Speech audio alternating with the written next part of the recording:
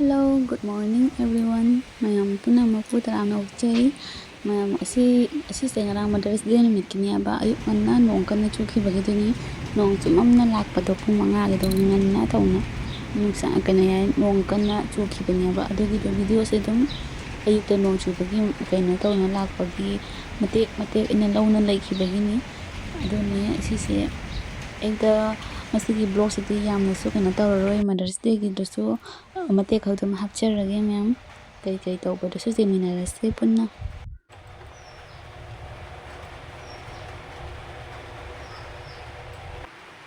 thaibong amun base haji breakfast thaibong ja doini thaibong janinge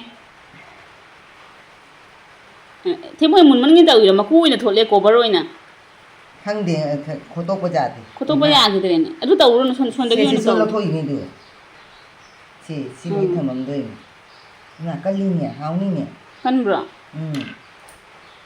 kan le ay masaki kan ba male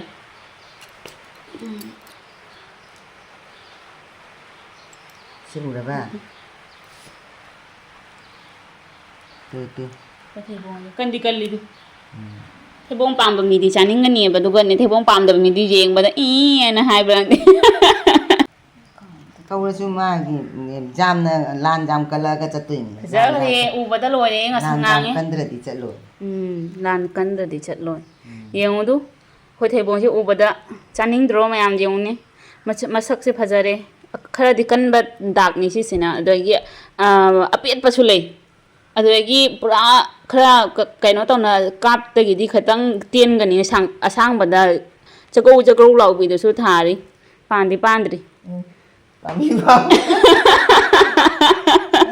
sai sakhi ne ai ne soi tau se wal pang soi tau doin se sim ga lam ni ai se do khok pa ho ga le kaino khu yum gi apan ba achau pa khu yum gi apan ba ma katang tan da si se de si sina lei ba ni sida lei mana le dak pa don han adu gi do si so khara hasel laga jana sal laga ne aji kang soi yum tau ra ge no su chu ga ni na si se khang de kari tau do ba hai ngam dre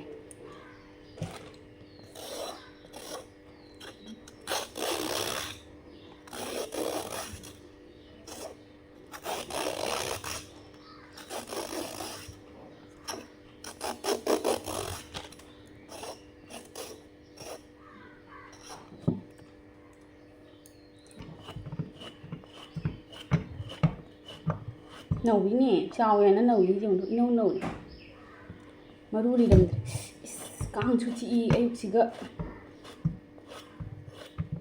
thì bông mà đu số lấy thì bông mà đu số hấp bạc tí lâu hấp cả này nhìn là xem bà bông lôi đấy xí đó lại để ghé xí để phút pani bà xí xe nàn mà xuống nó khui hai bên đó xí xe mà cú đi lâu thuốc rồi phút pani thì bông mà đu xe mà đu xí xe đó mà hấp xe là đi mà thôi nó lấy hấp chân quay thì bông mà đu phút bạc khá lên đó aduduna sebot ka tilaw ga siga laire aduga ngari ahum ka hapane aduga jaira ga ngauraga dum thong adro bani ka soidi kapana na laire se na de ma sajai masak se morong o base phajari bangon papa bangon ni ko bangon ni ko bangon chik lawi aduga choba se ga jama ai da thang ge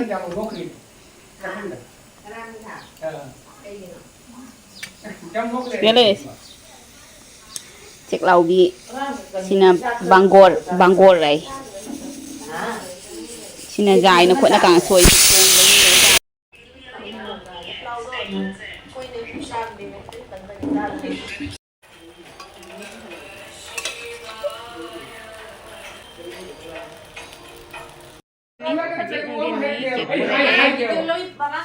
Aku saya kena tahu tu ada. Sistem Mother's Day ki cake tu ini. Kayak dah pura. Cake nungsi ba cake ni tu. Cheese cake. Strawberry flavor mali ne. Amma sina blueberry dah. Strawberry flavor cheese cake. Sina blueberry ki. black currant Sina blueberry ki. Cheese cake. Hawan cheese cake se. Mother's Day ki nungsi ba. Rot pa kaya haude mama se yung se.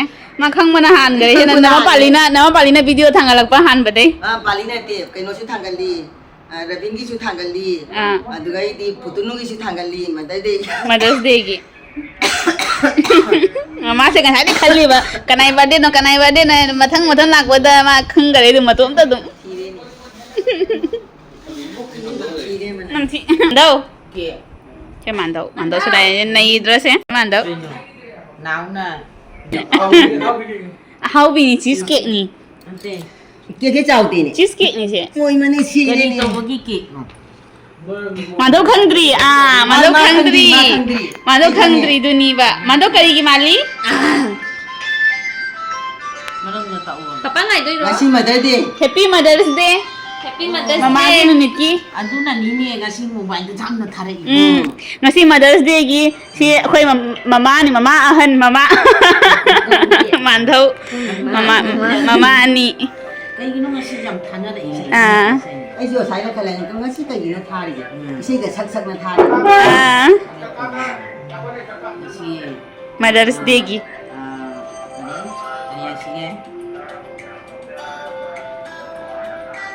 imagi numit imagi misiga Ichani pa ko di jaw thare ado imong pia ko di jaw ni ado ichani pa aniga imong pia niya video rồi đấy Imong dia han jauh deh ani ani yaudre video video kan call tau ni em tau ro si che su tau kana su tau ro kutu tu su tau ro cái nó có triple cái nó si che kutu ko tau ro no phone tu phone angang jing jing ma mo ji si tau di lon na tau ni ne tau di si tha đi mama su khalli ba aina khang da bi da hon ni ba khang khare mama mobile le jing bo du ka khang kri ni mama su Video call tao kìa, si am tan mo musian set tao bro, ha musian lấy bro. ôi nó chi mini Cái gì cái nọ? Dudu, cậu đây thứ Dudu. o man thau ko le ma kutu su le Cái nè. kutu Cái gì nọ? không có kia nghe si che kia mà cha tao Mother's Day ku tau le wa nung si kia mà cha pi kek ma cha pi wa nung si camera nó luôn đi ai chai humbu mari humbu manga surak pa jiga cake se mi chudre ne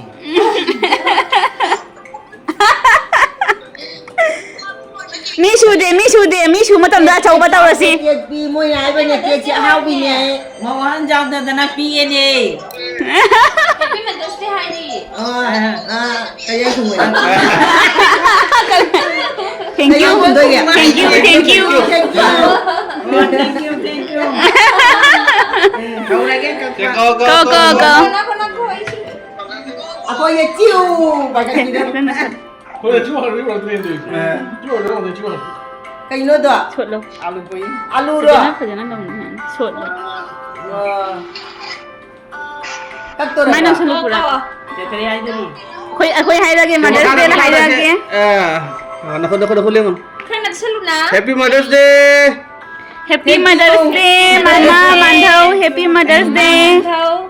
thank you jai tinggi cậu đó go đi ra một xíu rồi chahi cham he na punsi ba oyu ana ye lo ina pha ba na da yek ba ngai ai phana jai humbu manga surak kane cái na ba ye pa loi pha doi mamai ma khong na ba ko loi pha dro ni koi na punsi ki ge cake chau chau kia sẽ cắt bao giờ để bây giờ đấy nằm đâu đâu chili này cái này là bây giờ tôi nói mama Mandau si nung si doi jong se ite handa hana illo ite handa han ite hana illo ite hana illo dinang mo illo udah đây nè nào aduh nah Indo cái gì nó Indo ini nè hau ye cake si cái gì cha how bro cheesecake ni cinta tau mày nè cái gì nè noi na mama cha le da bada hit le tre chang thoi da ba ngai te koi lô này ilo mama su There's a need. oh Ado. Ilo mantu tu kita selalu kena. Ay mungkin kayo. Ilo. La macam. Pero ay latihan ngano ho. Oh. Ngai te tu. Kaya give. Itu masih kita gini boy. Give ni. Give pun ya. Itu boleh. Give pun ya. Mama apa mak? Give ni ai che do. Mantap mamang tu jeng halu mamang tu. Mamang tu demai jeng halu demai na. Do give do. Se tu. Ice cream. Nono le cha dana nga jad re. Che kana no che. Mung lo. No. Nai lah eh. Ay ko rin. Nangon na sama ilake. Phone tu ilo phone tu. Se. Nangi ba. Se.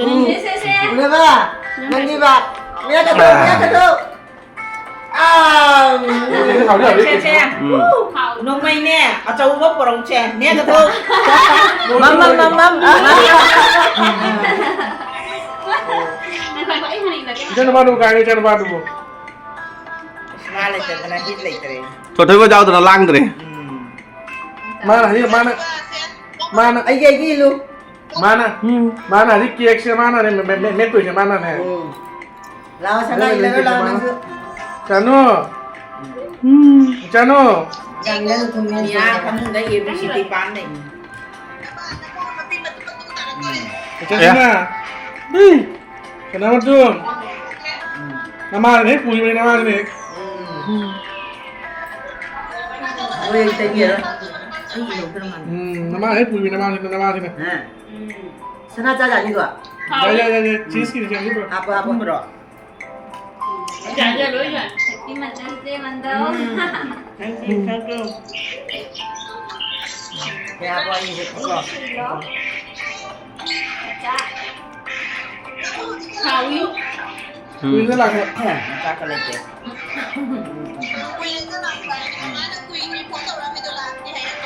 Nama ni mana ni kan?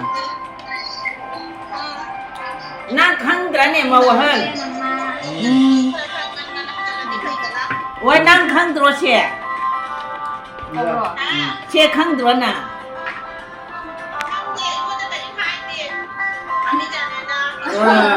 Khang ma di na ma cha tharang mo de ni.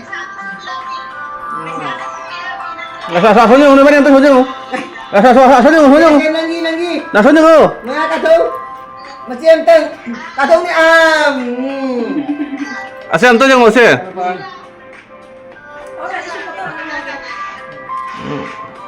Last one happy Mother's Day mandau. Happy Mother's Day mama. Mama mandau. Apa tu mama phajana ka page. Jai gi na da de kana. Semaina sigai choi na chau na tau na bagi. Jai gi na da de Siya mama kana. pair na. Chau na tau ba. Ade Ano siya ne. mama pair na? Mapung jauh pai sih dah. Pair. Nakan jelom big kana. Big jalo. Bejalo. Hang bale ipuna wa fullo. Kisi dengi. Yan khol ko. Ma'am ngasigi video se matang sidalo silage. Next vlog tayana phanarase ma'am. Bye.